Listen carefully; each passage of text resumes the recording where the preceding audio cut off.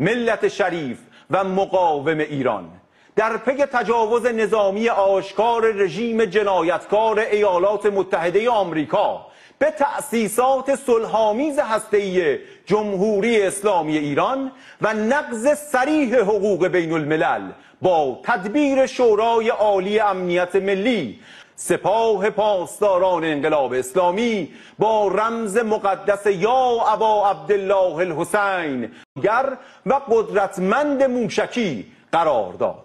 این پایگاه مقر سرفرماندهی نیروی هوایی و بزرگترین دارایی راهبردی ارتش تروریستی آمریکا در منطقه غرب آسیا بوده است.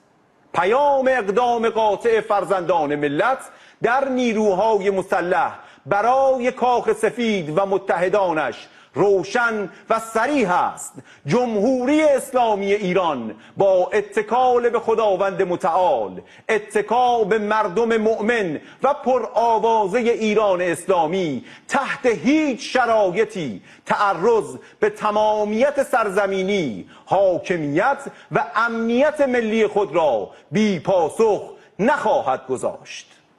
این تجاوز آشکار کرد که شرارت صهیونیست ها امتداد طراحی آمریکایی ها بوده است. بر این اساس یادآور می شویم در این دفاع ملی پایگاه ها و اهداف نظامی متحرک آمریکا در منطقه نه نقطه قدرت بلکه نقطه ضعف بزرگ این رژیم جنگ افروز به شمار می رود.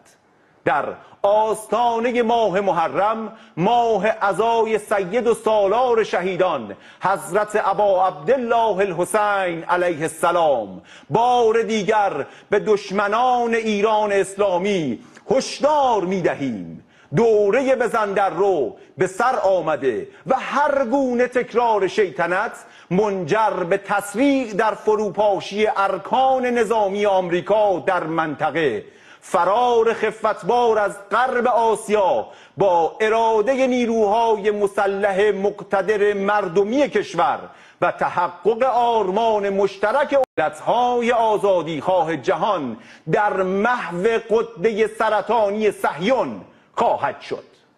و من نصر الا من عند الله العزیز الحکیم.